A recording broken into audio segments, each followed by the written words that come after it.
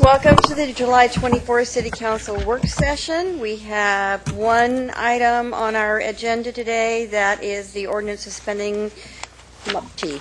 City Manager. Thank you, Mayor, and I'll turn it over to Sarah. Thanks. So I sent an email earlier today to the mayor and council list saying that we were going to provide you with your AIS with two options, and our recommendation is actually to suspend it beyond the January 31st or January 1st date for up to a year.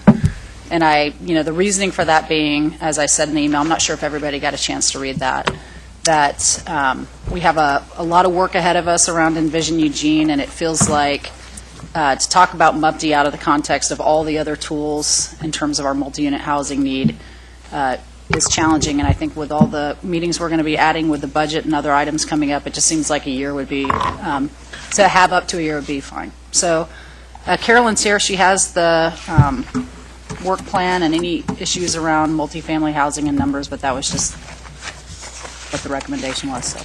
So for the benefit of those that might be listening,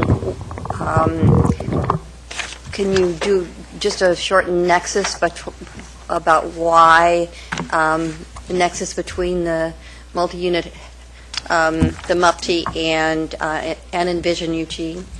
Do you want to do that, or do you want to get into something? Carolyn can kind of talk about that in more detail, and we can hand those out.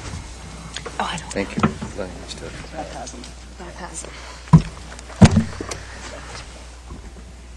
So the question again was the nexus between Envision Eugene and MUPD.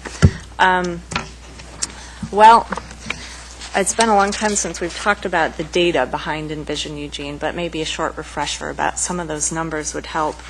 Over the next 20 years, we're planning for 34,000 additional people to join our population. Those people will need about 15,000 new homes. Of those new homes, about 6,300 of those homes will be multifamily. We can accommodate much of those homes on vacant land and partially vacant land and through some redevelopment that we know will naturally occur. However, there are 1,600 that we do not believe will occur inside our urban growth boundary without some action that we take as a city. And so there's another handout. It's attached. Oh, it's attached. And so this handout that you have kind of goes through all of the facts and figures and numbers in great detail if you want that. But towards the back is the attachment that when City Council approved Envision Eugene and asked us to go forward and work towards an adoption package that would actually implement our new urban growth boundary, this attachment kind of lined out exactly what we would be doing. And page 3 of that attachment talks about what we would do related to multifamily housing. And so item A talks about some redesignation that is currently underway. Item B talks about those 1,600 multifamily homes and how we can increase the likelihood that they will occur through redevelopment.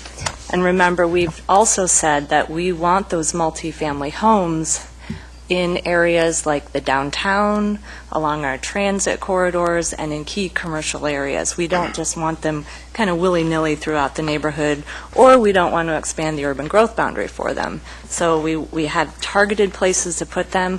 How will we get them there? So there are a number of actions that are identified there. Initiating code amendments that remove barriers to redevelopment. Actually, those code amendments that you passed on Monday are that package. And then item 2 is direct staff to identify potential incentives. And so again, it is through an incentive package that we need to kind of close the market gap.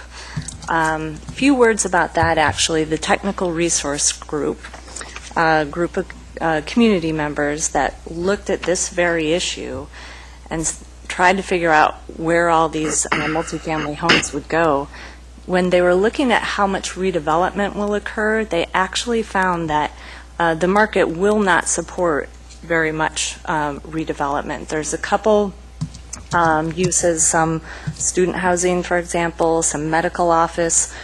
They can get rents that are high enough that it makes economic sense for them to go ahead and do the redevelopment. But for many other market rate multifamily housing, the gap is too wide, they can't make a profit.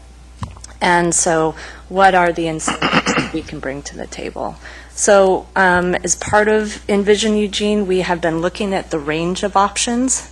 MUPTI is one of those, but there are other things. And so I think we'd like to be able to frame the conversation around all of the tools that we could bring to the table, including MUPTI, and how they will address that 1,600 units. Thank you for that. Okay, I have George Brown, then Chris, then Mike, and then George Poling. George Brown. Thanks, Mayor.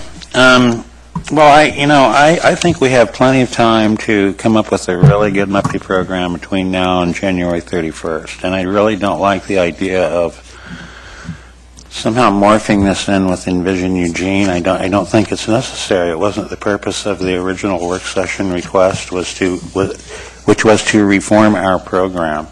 I mean, obviously, it's obvious that if we provide, a 10-year tax break to somebody, we're going to provide incentives for them to build something that maybe they wouldn't normally build in the first place. So I don't think we need to really, there's,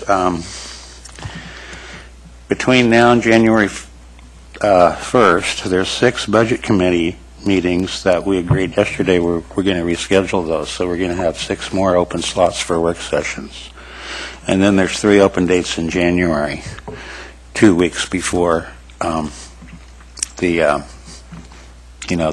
suspension sunsets. So I think we need at least probably two more work sessions to go over the MUPTI. But by kind of putting it out there in suspension, who knows what we're going to end up with? We never really went down the list at the work sessions we've had of how we want it to be, and to say, well, gosh, we have to figure out what's going to happen with Envision Eugene and how it all ties in. And of course it ties in. I think that if we just stick with the subject at hand, we'll come up with a good product, and we don't need to delay it forever and ever. So I would recommend option 1. Go ahead with the original, sunset it by January 31st. I think we've got plenty of time to come up with a very good product. And I really don't like this kind of bleeding into other areas. I think it confuses everything. It's like, let's keep it simple. Let's look at this one thing. It's complicated enough to work through all of the, the possible revisions. I think that's enough on our plate, and if we do that, if we tie it in with all these other things, we'll end up with this amorphous thing that's very far away from the original purpose, which, remember, is affordability and public benefits. Those are the 2 cornerstones of Portland's program, Portland Housing Bureau, and I see us by somehow drifting off into Envision Eugene and other public-private partnerships. And I question some of those assumptions anyway of the technical resource group. We've never really thoroughly vetted them at the council level. They just keep popping up, but we've never really talked about it. And I just see this as, getting away from the subject at hand. Thank you. Jenny, could you remind us of what our goals for our MUPTI are as they're written? They're basically connected to the state statutes, which are to encourage density that supports transit-oriented development. So, when we've reviewed, if you recall, we reviewed Portland's program, which is very much attached to corridors and transit-oriented, because that's really the basis of the state statutes. So, it is a program that is intended to support those investments that we made in transit. TOD, right? Yes, Yeah. yes. And as I recall with Portland, they maintain the state statute language, but they added some additional language around affordable housing to theirs. Is that correct? That is correct, and that came later in the program once they, in a sense, got beyond the tipping point. Housing became very viable, so they shifted their goals to make it reach kind of a higher level goal, which was the affordability. But that didn't replace the other, the original language of the That's correct. The transit-oriented goals are still the development. same, but they've just added affordability as an additional benefit, yes. Thank you. Chris, you're next. Thank you. I'm reminded you can do it fast, cheaper, right, pick any two. And in this case, I really think that MUPD can be one of the tools. I don't want to blow it out of proportion in terms of its usefulness as a tool. It's not any more important necessarily than other tools that we have. But it is one of our tools, and I would like to think that we took the time to make sure that tool works effectively with all the other tools to accomplish our outcomes. And I don't think our outcomes are just limited to a few specific kinds of community benefits that are predefined. I think it is part of a larger picture of the community as a whole. And so from that standpoint, I do think the degree to which MUPD incorporates with other things is actually important. And so I do think it is part of how we accomplish Envision Eugene. And so its relationship to Envision Eugene is not something that I want to spend an enormous amount of time, creating, grand structures that are not necessarily that important to talk about. But it is important that we do understand that it is part of a larger structure and spend some additional time to do that. I also recognize that if the staff says we want the time to be able to do this right, then we should take the time to do this right. So I'm willing to suspend this for a year, not as a lack of faith in MUPD, but as a desire to make this the best possible tool in our tool belt that it can be. And if staff says we'd like to have a year to do that, then I'm willing to give them a year to do that. I think that's okay. Mike, you're next. Thank you, Mayor. I think I agree to a good deal with Chris. I think putting MUPD on the shelf for a little while longer is the right thing to do. If it's January, that's good. If it's a little while longer, that's fine too.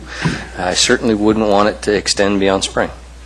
I don't want it to affect our local economy in the sense that we take the tool off the table as a useful device for next season and next summer. But if it takes a little while beyond January, okay. Most important to me, though, is that we approach the work the same way we've approached Envision Eugene, by bringing other people in to participate with us. If there's anything that this incentive is, it's controversial with groups of people. Well, let's invite them to the table and create something that works for everybody, because it's obvious that we need it. Let's bring in the chamber, let's bring in all sides of the discussion to the table like we've done before, so that we make sure that what comes out the other side works for everybody, and then we have a diverse set of advocates for it when we're putting it in place. For me, I don't understand those who suggest we don't need to do anything with regard to the housing need you've identified around Envision Eugene. I hear this sometimes. I hear, well, we don't really need those other 1,600 units. So my understanding is that we're doing this to comply with the law, and so I would like to ask some of the what happens next questions. So what happens if we can't prove adequate housing when we establish a UGB? What happens?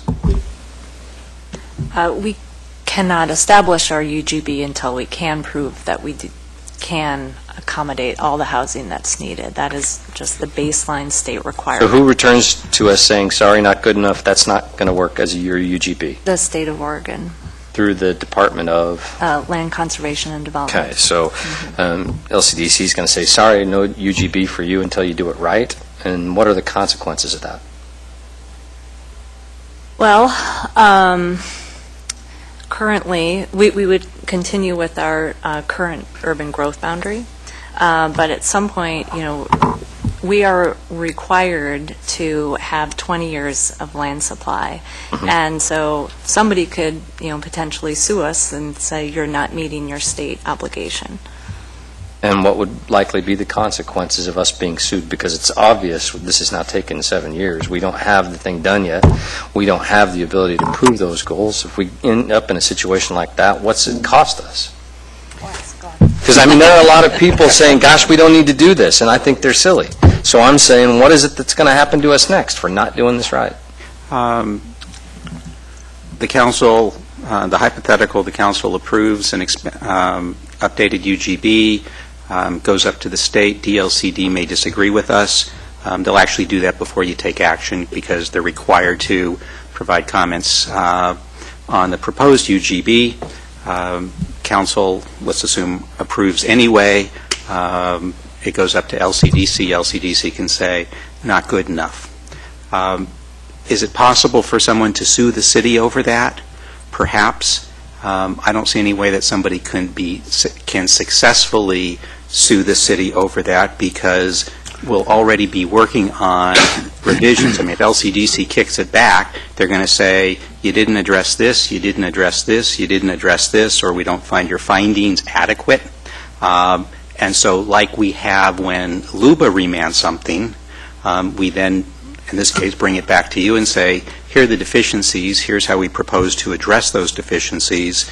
If in the meantime somebody sues us because we don't have an updated UGB, LCDC or a court is going to say, complainant, what do you expect us to do? The City of Eugene is already working on addressing the problems that were identified. Do So we yes, have an somebody infinite can- amount of time to work on that?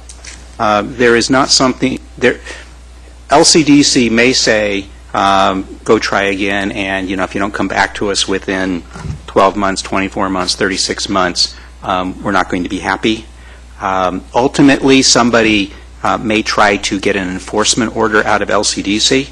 I don't know how they could, practically speaking, get that because we would be working on it at the time, trying to update it. In a situation that I don't think has ever occurred in the state, LCDC does have the authority under certain circumstances to adopt something for a city or a county. I don't know if it would apply in this circumstance. I'd have to take a look at that. But if a city or a county, 20 years ago said, we're just not going to do comprehensive planning, even though state law requires it, LCDC could have said, okay, well, we'll do it for you, and we'll adopt something, and it would be binding on them. I don't know whether LCDC could do that in this circumstance. I'd have to take a look. Okay.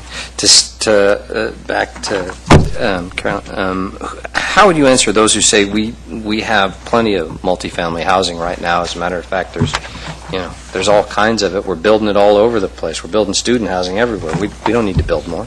We don't need an incentive. How do you answer that? Well, we do need a total of 6,300 units over the next 20 years. That's a lot of multifamily housing. How many units is that? How many typical ones? What, a couple hundred units? Typical development? Boy, The Good Pasture Phase 1, I think, is 477 in that range, 470. And So we need at least one or two a year for the next 20 years, right? Okay. How do you answer those who say, well, as soon as you do that, rents are going to drop? It's just hard on those folks who already own buildings because once you build so much housing, the rent's just going to drop. well, but we're increasing the population. So these units are to house an increased population. So if our population was stagnant, that might be an issue. But as we are needing to house more and more people, that's not such an issue. Finally, I'd say, and thank you very much, I hope we don't just let this drag out forever. I hope we set our own deadline, and I'm hoping we're getting closer to it. Thanks. Okay, I've got George Poling, and then Claire, and then Betty. Yeah, just to kind of follow up on Mike's line of statements. On the current housing split that we're looking at, is there any flexibility in changing that? The reason why I'm asking is a couple of weeks ago in the news, the information was that the national trend in housing is going back to single-family housing and away from multifamily housing. So if we have this trend that's going back to single-family housing, is there some escape for us to look at this and maybe reevaluate the split that we're currently looking at? Well, it was a council decision last June to go with the 55-45 split. And that is the assumption that all of our technical work is going under. We have not taken anything through the adoption process, so it is your prerogative to change direction to staff. What I would say, though, is that when we look over the next 20 years at what and I won't have these percentages exactly, but where our housing mix will be, it will only be 1% higher for multifamily than what we see now. So it feels like a big increase, but that's just because we're looking at the new housing. The new housing built will be at that mix of 55-45. When you take the average, all of the housing at the end of that 20-year period, it's only a 1% shift. Okay. All right, now to kind of steer the conversation back to the topic of the work session, the actual, the MUPTI. I don't think we can look at the MUPTI as a standalone issue. With all the changes that are occurring in Envision Eugene, I mean, Envision Eugene and MUPTI both are looking at increasing density and also developing the transit corridor areas. So to me, it only makes sense that we try to make sure that these kind of marry together and that we don't come up with a MUPTI that's in direct conflict of Envision Eugene or vice versa. And another reason why I think we should take our time, because like George says, this MUPTI alone is a complex issue, and we do need to make sure we take our time to make sure we get it right. I'm in favor of option 2, but I'm also willing to maybe come back with another public hearing and change the ordinance again in the hopes that staff can get it all done before July of 2014. So when it comes time to put a motion out, I probably will do that, and hopefully I'll get enough support around the table. Claire? Yeah, thank you. So I don't have strong feelings one way or the other about whether we set the deadline at January 31st or July, but I do see some value in considering the MUPTI in the context of Envision Eugene, mainly, right off the top of my head, around what kind of boundaries or location we might want to have the MUPTI program be enforced within, and I think should be very much informed by the goals that we've set out in Envision Eugene. So I do see the relationship there, and obviously we could fold that into the MUPTI work sessions themselves, but I think it might help prevent us from making changes to the program that then we'd have to go back and reconsider in light of new information as we talk about other tools and mechanisms to use for the kind of growth that we need to be prepared for. So I'll probably be inclined to support George's motion when he gets around to making that. Betty? Thank you. What's the reason you want to wait? Well, first, if we wait, then there would not be any MUPTIs approved during that time, right? And do you want to wait so that we won't change it? No, that is not the intent at all. I think where we're at right now is that it's suspended till January. You've done a lot of work on the reforms to it. Those are all really good. We are very supportive of that work. We want to continue that work. I think what we're trying to say is that last June you gave us direction to bring back analysis of all of these tools as it's in this handout, and so we are intending on doing that this fall. So one of the issues is it could take longer. The way it's worded says up to a year, so we could potentially finish by January. And the second piece is that if, because of the timelines around the ordinance of having a public hearing and the posting requirements and advertising requirements, we end up actually having to finish sooner, or we're having another public hearing and ordinance to extend it again. And so it just felt like by giving us a year, we would hopefully avoid having another public hearing to just extend it. So it just gave us more flexibility. Are you considering the affordability parts? Like Yeah. Portland? I think, well, if you look at, remembering the Envision Eugene plan, one of the pillars is affordable housing for all. So that is one of the key drivers, is figuring out how do we have affordable housing in this community? And I would argue that, when you ask about what are the implications of not doing this or having it appealed or challenged, I think the implications are really on the community members who are struggling to find affordable housing in this community. As people keep moving in and we haven't answered these questions, it's just going to get more challenging. If this should be on a ballot to vote on, would everything be suspended till after the vote?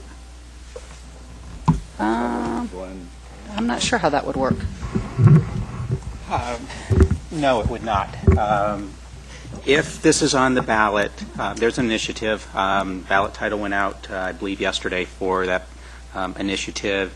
If signatures are collected, it's likely on the May ballot. The council is free to continue its work, irrespective of that initiative. If you pass something in January, February, or March, the way the ballot measure is written, it would affect that ballot measure. I'm sorry, the ballot measure would affect what you're doing. In essence, you would pass something, and I believe the ballot measure is written in a way so it would actually have the effect of repealing what you did. So yes, it would affect it if it's on the May ballot and it passes. And it's possible that the signatures would be gathered such that it wouldn't be on the May ballot, it would be on next year's November ballot. What is extremely unlikely and may be impossible is to actually get it on this November's ballot, just given the length of time for collecting signatures and how much before an election the signatures have to be turned in. Another question, which is not, what's still on the subject in a way, would this repeal the core mufti, the one that we approved? Would what repeal? If the ballot measure passes. No, the revised ballot measure that was submitted that we issued a ballot title on does not have anything to do with core campus. They took that part out of the initial proposed ballot measure. This one would only have the effect of repealing the city's MUPTI program and prohibiting any new MUPTI program without voter approval. Thank you. So I've got George and Mike in the second round, but I wanted to ask a question kind of related to this. So I know that you're working on trying to figure out how to protect the neighborhoods that are close to campus while we figure out what we're going to do. And I just want to know how soon that action is going to take place. That is part of a package of single-family code amendments that we imagine coming before you this fall. I'm thinking October-ish. So all I feel, and I think you know this, I feel a lot of pressure for that to happen as quickly as possible because I see things keep rolling along. We see more and more of the student housing still occurring and putting pressure on those neighborhoods. And the reason I bring this up is because I think one of our hopes in this is that if we're successful with our multi-unit building, that it in the places we want it, it will slow it down to places that we would rather not so much occur, and that maybe some of the housing stock that's still there that could be made into student housing, we can figure out a way to move that toward preservation of family units or single dwellings and protect some of that stock in the university area. And so I just like to put out here, this isn't just me, but put out here that I'd like to think about, see if there's any kind of incentives or tools that we could use to incent the conversion of some of those more rundown properties into single-family dwellings in the are there things that are being used in other communities to help make that happen that we could look at? Because I think that's in our interest of affordable housing stock and preserving close-in neighborhoods. So if we could do that, I would really be interested in that. I can look into that. Okay. So, next round, George. Well, you see how far away we're getting from the original subject here? We're talking about 20-year population growth. We're talking about incentives. We're talking about everything except the MEPT revision itself. And we're kind of throwing it out into limbo land. And instead of scheduling another work session, which we will have, open dates now, well before the deadline, and really, working on Do you after Mike? the revision of the ordinance itself, we're kind of just tossing it to the wind and off into this vague area. I mean, when would it start, 78? Was that 1978? Is that roughly when our MEPT program started? Been around for, Yeah, 35 years.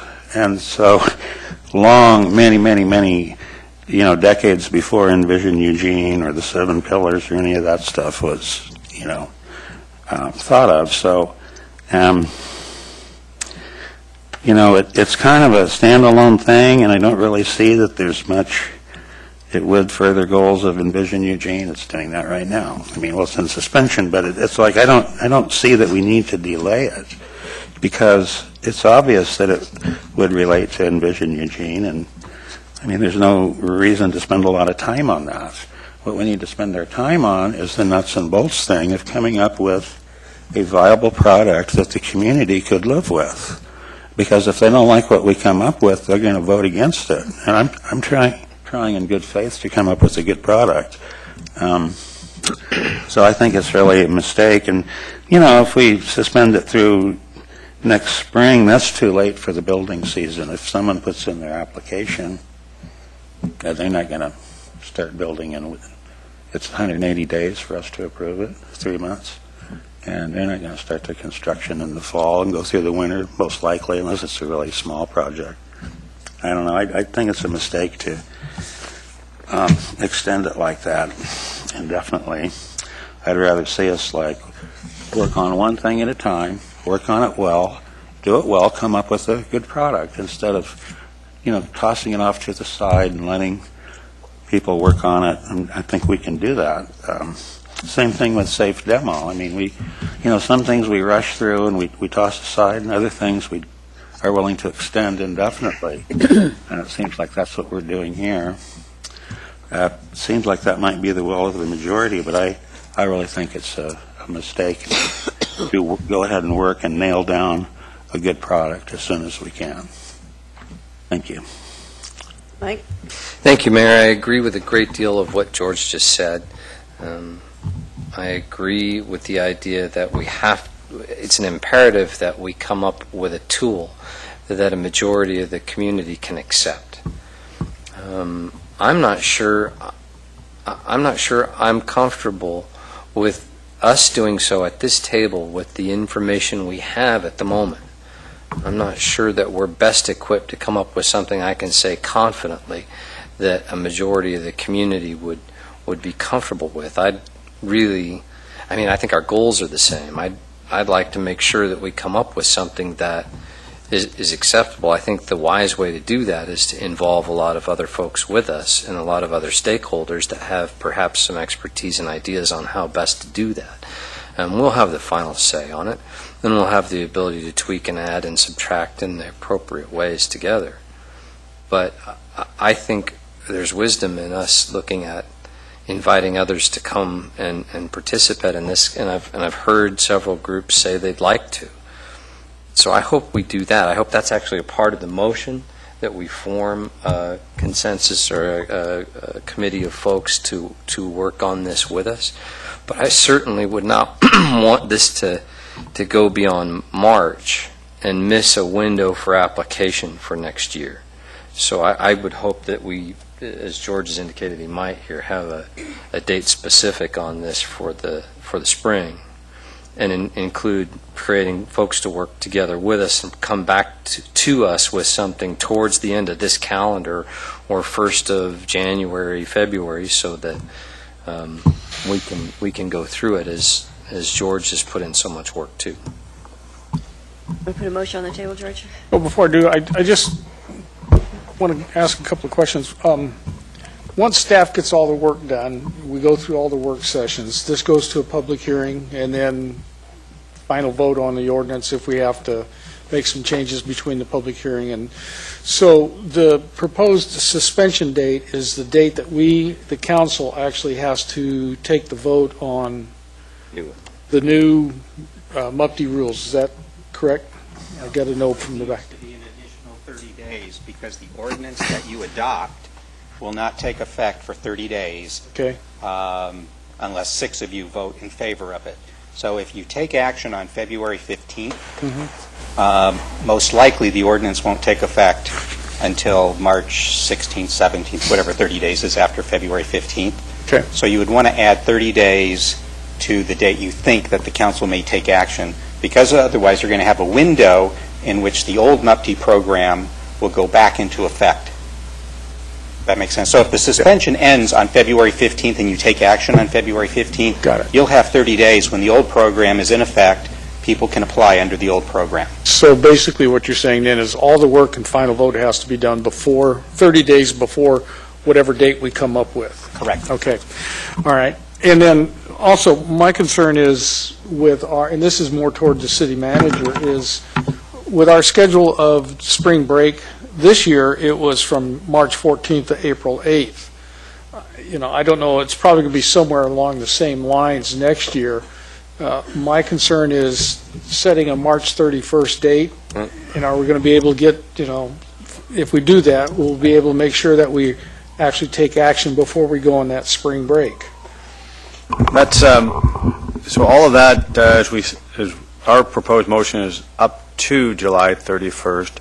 Our intent is not to unduly delay this by any means. We also have an interest in sort of moving all this through in all its various formations. We have had and would intend to bring others into the conversation. It won't be an isolated staff conversation, so that's also our intent as well. So I think as part of, so when we say the July date, our intent is to provide the information as soon as we can to the council, to the whole conversation, that you have plenty of time to take action, have it implemented, and have it effective all before July. If it occurs several months earlier there, absolutely, we would have that same interest as others would too.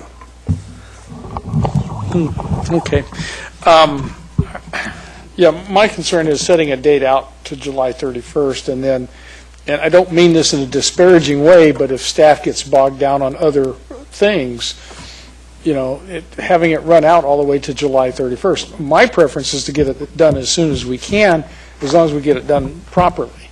So, I would like to see it done before the end of, or before the spring break. But I'm inclined to put out the July 2014 date for that flexibility.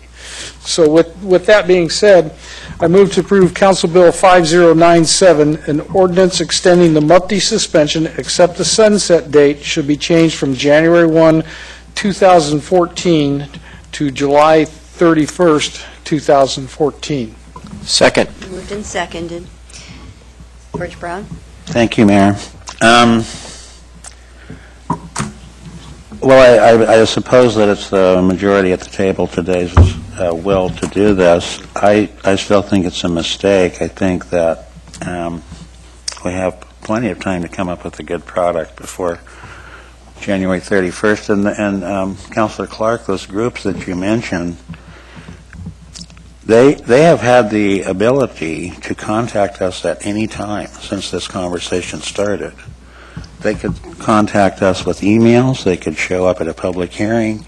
I welcome their input. I don't even know who they are, but I want to hear from as many different people. I've been talking to developers. I've been talking to city staff in Eugene and Portland. I've been researching this on the internet. I've been talking to lots of stakeholders. So, I don't know where these people are. I wish they would start sending us some information. I really think that we need to have at least one more council work session, whatever the time frame. I mean, if the majority decides to extend it to July 31st, 2014, so be it. I'll work with that. But I think that it's time for us to go and do some nuts and bolts work for staff to refine, come up with a product. It will be vetted by stakeholders of every stripe. Everyone's going to look at what we come up with, and that doesn't necessarily have to be the final product, but we have to have a product for people to critique, as well as the public. The public's going to be critiquing whatever we do, too. I mean people like builders and people involved with the affordable housing community and developers and all the stakeholders. So I suppose maybe it's okay to take this extra time, but I just see us frittering it away, really, with such a long time frame, personally. And I think we have enough time to get it done. Thank you. Claire and Mike and Betty.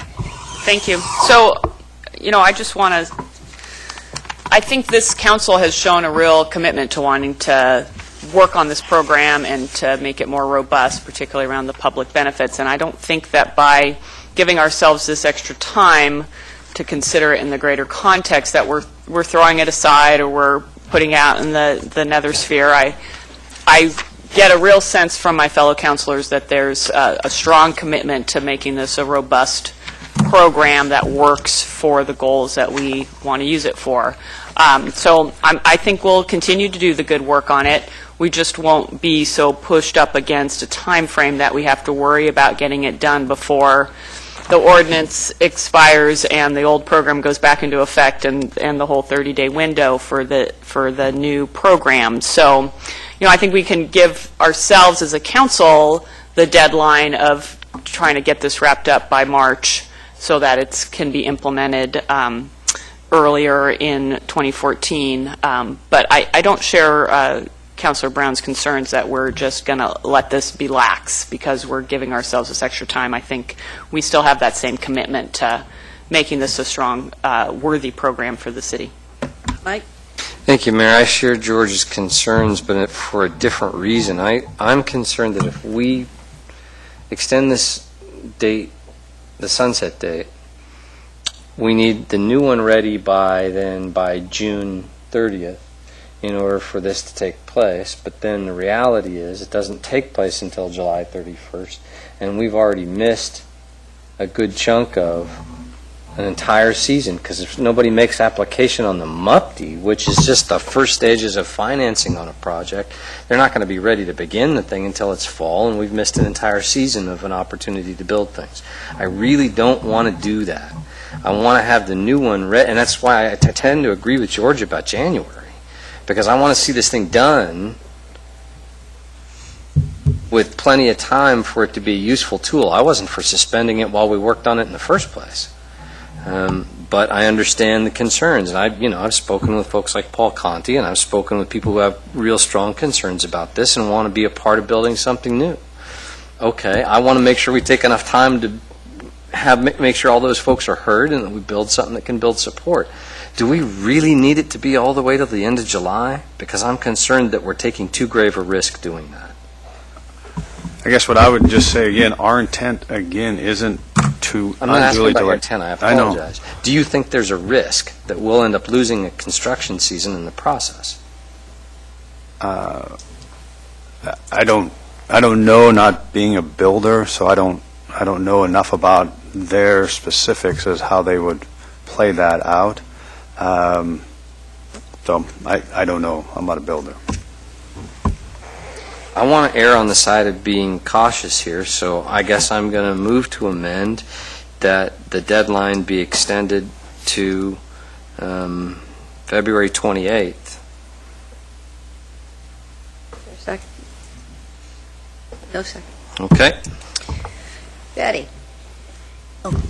As long as I don't think it matters as long as that we can't get applications during the time it's suspended. But if this is on the ballot, it will be defeated, so it really won't matter anyway. Thank you. And Chris? Yeah, it's interesting. I'm hearkening back to our Bob Chadwick days, and much of this conversation is really focusing on our worst outcomes and not our best. We're spending a lot of time talking about our worst outcomes. We'll miss a construction season, it'll be terrible, things will be bad, we're doing it.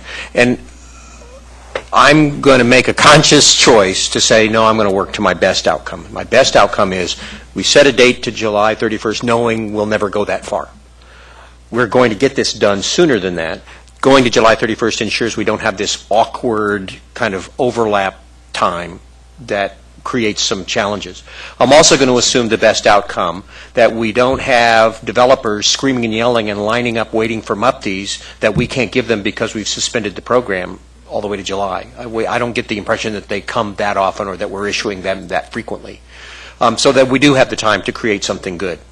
I'm going to assume the best outcome, that staff is going to be diligent and they're going to involve more than just themselves in this conversation, that they will actively go out and they will look for people to make this an informed and thoughtful consideration. And I'm going to make the assumption of the best outcome that when it comes back to the council, it will be something that we can look at and clearly understand not just the community benefits from its own operation, but its community benefits in the larger context. It's very hard to talk toward best outcomes when your natural instinct is to always think of the worst that can happen. But I'm going to go on a leap of faith here and say, I think what the motion is right now can be worked to our best outcomes. I think we will work to our best outcomes. You will, and I think we can achieve a best outcome here. And it's not to try to say that we're not, thoughtful and deliberate people. But every once in a while, I need to remind myself that it's very easy to slip into the trap of always imagining the worst that can happen rather than the best. I just want to say that we only wish we had a line of people screaming, but that has not been the case.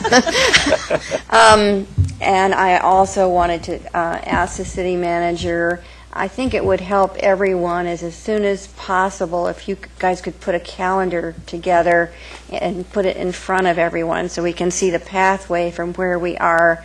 And I think it's really important for the community for us to articulate what it is we are trying to achieve by having the conversation.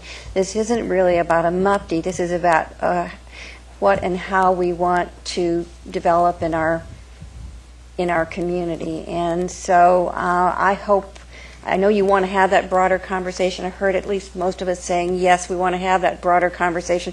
But I think it's really important, and we articulate probably many times why we want to have the broader conversation, where it is we're going, what we hope to do, and why we're having this conversation about the tools that are available in order to move in the direction we want to go. So I think that's going to take some work, but I don't think we'll have a best outcome conversation if we don't set it up in that way, because then you're not talking about what you're fearful of, you're talking about what you're trying to do and really trying to have a good conversation with the community about how we get from where we are to what we would like to see as the outcome.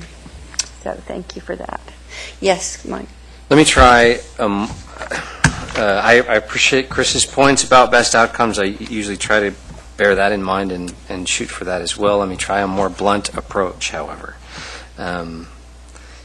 If, in fact, there are enough signatures gathered on this to put it on the May ballot and we don't come to the part where council is going to approve a new one until July or June, it won't matter because we won't be able to. If this gets on the ballot and gets voted down, council won't, even though it'll be only an ordinance, we wouldn't be able to put a retooled one into place because I believe the public would react very negatively to that. So I'd like to see us have something that was in place, community generated, and broadly accepted, ready for council approval and wide public discussion in advance of any potential May election, so that we might have a chance to maintain the tool in the unlikely event that it gets on the ballot for May. Okay, I think we're ready to vote on it. All those, Mayor, before you vote, I'd just like to clarify the motion. George read what we gave to him, but it should have said an ordinance extending the MUPTI suspension, except the sunset date should be changed from January 31st, not January 1st, so January 31st to July 31st. So George read what we gave to him. It just should have said the proposed ordinance before you was January 31st. Okay. Okay, and Chris? Yeah. Okay, all right. All those in favor, please indicate. 1, 2, 3, 4, 5, and opposition, 1, it passes. Thank you all very much. Can I Yes. just, not on this topic, one of the things that I heard pretty clearly on Monday is about scheduling work sessions, but so, and also yesterday, we talked about budget committee work sessions, and there was, I think, general consensus about not having them replace existing work sessions. What would be helpful for us to know is we could schedule those for like the first and third Mondays in which we don't currently have work sessions, so we can schedule those, or would you prefer a different day of the week as we do that? So, Patty? I don't know that we had a consensus, but I know that Mike wanted that. but maybe we need to find a consensus first on that. Maybe see how many people want that. And Okay. I personally have plans for first Mondays because we ordinarily don't have meetings, and there are times when I will have other commitments and when I won't even be in town on the first Monday. Claire? Yeah, I agree with Councilor Taylor about the lack of consensus. I mean, my recommendation would be to use some of the work sessions for the Budget Committee meetings and to take maybe 3 or 4 off of that list. I would prefer to add an additional meeting to the weeks we already have council work sessions rather than add them at the weeks we don't normally meet. I'm amenable to halfway in between. I did suggest that we could look at the regular council meetings, that if they're not too full, to see if we could put some in those slots too. Yes. You also might want to ask Alan and Greg, who weren't there yesterday and aren't here today. Go to work. They already have Okay, two so- meetings, apparently. I guess We'll throw out some other dates, and then you can decide if you're I think okay with what those. I'm hearing, John, is the preference. It's not that people wouldn't go for something else, but the preference is that we try to use the times we already have scheduled, either either work session or regular session, and try to fit it within what we already have if we can. If we can't, then come back and we'll try to add some more. That's kind of what I heard. Okay. Then we'll do that. Okay, great. Thank you, everybody.